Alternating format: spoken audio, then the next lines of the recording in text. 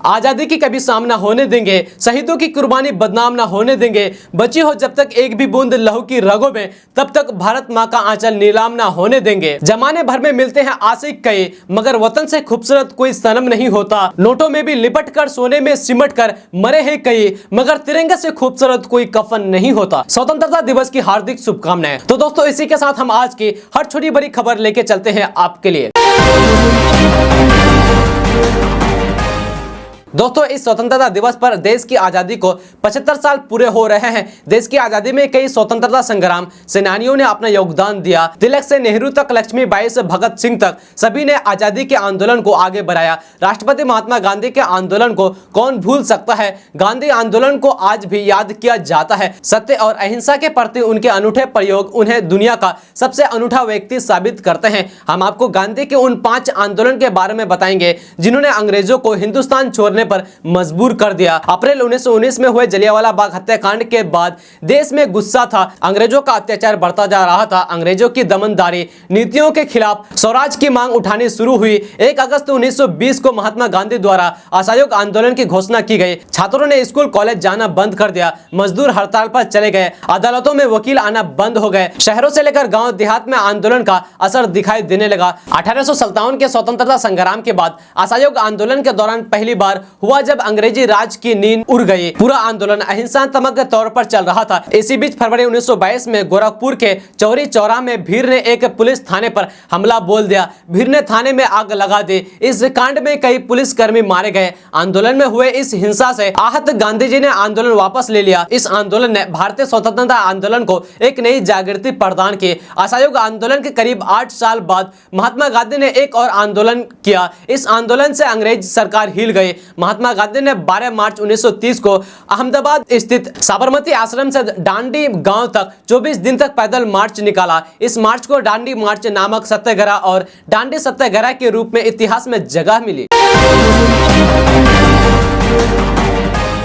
दोस्तों, बात करते हैं कि देश में धान की खेती मानसून आधारित है। मानसून देश के कई राज्यों में मानसून की बारिश से धान की खेती होती है, लेकिन इस मानसून सीजन में बारिश बादलों से रूठी नजर आ रही है। आलम यह है कि मानसून के बादल देश भर में छाए हुए हैं, लेकिन कई जगहों पर बारिश नहीं हो रही है, जिसमें बिहार भी शामिल है। आलम यह है कि अब मानसून की जगह विदाई होने को है, तो वहीं बिहार के कई जिलों में सामान्य से 60% कम बारिश की दर्ज की गई है, जिसके चलते बिहार में सूखे के आसार बने हुए हैं, जिसको लेकर सरकार अलर्ट मोड पर आ गई है। कम बारिश की वजह से बिहार में बन रही सूखे की संभावनाओं को मद्देनजर बिहार सरकार अलर्ट मोड पर आ गई है। इस संबंध में मुख्य सचिव आमिर सुबहानी की अध्यक्षता में आपदा प्रबंधन समूह से ने बीते दिनों एक समीक्षा बैठक बुलाई थी, जिसमें कृषि, आपदा प्रबंधन, पशुपालन समेत अन्य संबंधित विभागों के अधिकारी शामिल हुए। बैठक में संभावित सूखे की निगरानी करने का फैसला किया है। दोस्तों, आजादी के 75 साल पूरे होने पर देश में चलाए जा रहे आजादी के अमृत महोत्सव के तहत पूरे देश में हर घर तिरंगा चलाने की मुहिम चल रही है। ऐसे में बिहार में भी हर घर तिरंगा अभियान को सफल बनाने के लिए लगातार लोगों से अपील की जा रही है। मुजफ्फरपुर में हर घर तिरंगा अभियान के तहत स्कूली बच्चों ने भव्य यात्रा निकाली है। इसका नेतृत्व मुजफ्फरपुर अनुमंडल पदाधिकारी पूर्वी ज्ञान प्रकाश ने किया है। उन्होंने खुद रिक्शा चलाकर जिला वासियों को जागरूक किया है। उनके साथ इस तिरंगा यात्रा में कई नेता और पदाधिकारी भी शामिल हुए। हजारों की संख्या में छात्र छात्राओं और लोगों की भीड़ इस यात्रा में जुटी। बांका शहर में भी हर घर तिरंगा अभियान को सफल बनाने के लिए भाजपा द्वारा अभियान चलाया जा रहा है। बांका के बीजेपी विधायक राम नारायण मंडल के नेतृत्व में तिरंगा यात्रा कार्यक्रम का आयोजन हुआ। वहीं भाजपा के पूर्व मंत्री रोहन शाह के नेतृत्व में इंग्लिश मोड़ चौक से रैली निकाली गई, जिसमें भाजपा जिला अध्यक्ष विकास सिन्हा सहित काफी संख्या में पार्टी कार्यकर्ता शामिल थे। भाजपा के द्वारा पूरे शहर में तिरंगा यात्रा निकालकर लोगों से घरों पर झंडा लगाने की अपील की है।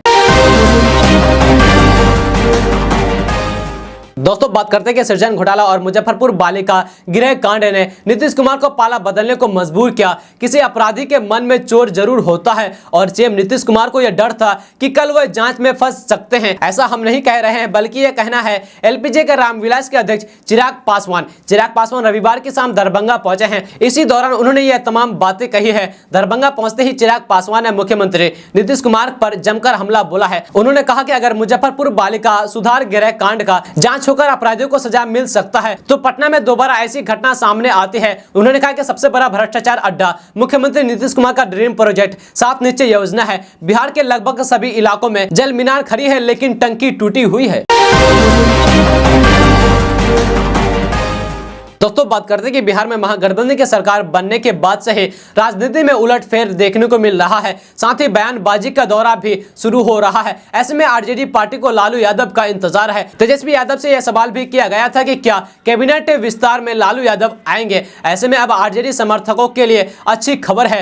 आरजेडी सुप्रीमो कल पटना आ रहे हैं। उनका पटना आना काफी खास माना जा रहा है। लालू यादव नीतीश कैबिनेट के विस्तार समारोह में शामिल होंगे। बता दें कि 16 अगस्त को सरकार के मंत्रिमंडल का पहला विस्तार किया जाएगा। ऐसे में लालू यादव का पटना आना सत्ता परिवर्तन में अहम भूमिका बताई जा रही है। भले ही वो अपनी बीमारी के कारण दिल्ली चले गए थे या राजनीति में एक्टिव नहीं दिख रहे हैं, लेकिन उन्होंने नई सरकार की जमीन तैयार करने में भूमिका निभा रही है।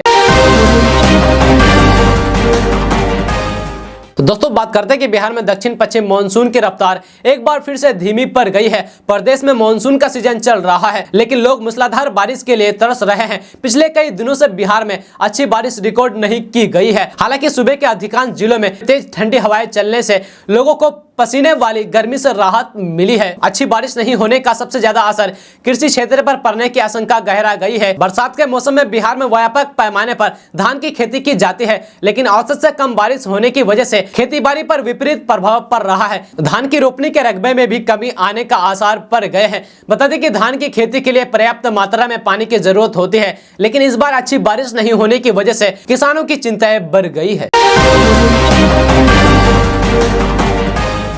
दोस्तों बात करते हैं कि आज पूरे देश में बड़े ही धूमधाम से स्वतंत्रता दिवस मनाया जा रहा है। भारत ने आजादी के 75 साल पूरे कर लिए हैं। ऐसे में पीएम मोदी समेत कई नेताओं ने ट्वीट कर देशवासियों को बधाई दी है। भारत ने आज आजादी के 75 वर्ष पूरे कर लिए हैं। ऐसे में देश के कोने कोने में आज आजादी का जश्न मनाया जा रहा है। इसके लिए राज्य में अलग अलग तैयारी भी हो रही है। पीएम मोदी समेत कई नेताओं ने आजादी की शुभकामनाएं दी है।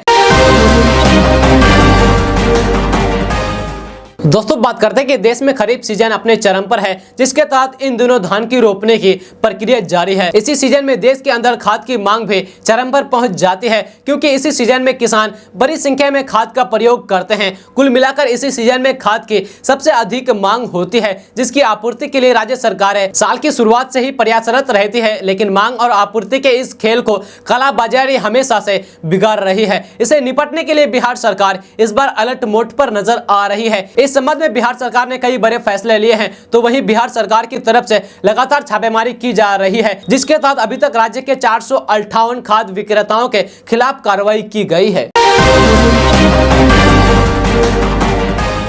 दोस्तों बात करते हैं कि आजादी के अमृत महोत्सव के बीच स्वतंत्रता दिवस समारोह के लिए आज पूरे देश 15 अगस्त की सुबह का इंतजार कर रहे थे। वहीं बिहार के पूर्णे में 14 अगस्त 1947 से परंपरा को कायम रखा। इसी दिन के बाद से आज तक लोग वहां ऐतिहासिक स्थल झंडा चौक पर मध्य रात्रि को ठीक 12:01 पर झंडा उत्तोलन कर आजादी के 75वां वर्षगांठ मना लिए हैं। देश के बाघा बॉर्डर और पूर्णिया के झंडा चौक ऐसी दो जगह है जहाँ प्रत्येक साल 14 अगस्त की अंधेरी रात में ही झंडा उत्तोलन कर दिया जाता है। परंपरा के तौर पर मौके पर लोगों ने एक दूसरे को स्वतंत्रता दिवस की शुभकामनाएं दी है। वहीं 14 अगस्त की रात में दुधिया रोशनी में भारत माता के गूंजते जयकारों और आजादी के जश्न में डूबे लोगों की खुशी देखते ही बन रही थी। दोस्तों बात करते हैं कि देश आज आजादी के 75वीं वर्षगांठ मना रहा है। इसी 75वें स्वतंत्रता दिवस पर बिहार के मुख्यमंत्री नीतीश कुमार पटना के गांधी मैदान में झंडा उत्तोलन कर रहे हैं। इसकी सारी तैयारियां 1 अगस्त से चल रही थी। सीएम नीतीश कुमार आज सुबह 9 बजे झंडा फहराए हैं। सीएम नीतीश कुमार को गांधी मैदान के गेट संख्या 1 से अंदर प्रवेश कराया गया, जहाँ से अश्वारोपण दस्ता उन्हें लेकर मंच तक पहुंचे थे।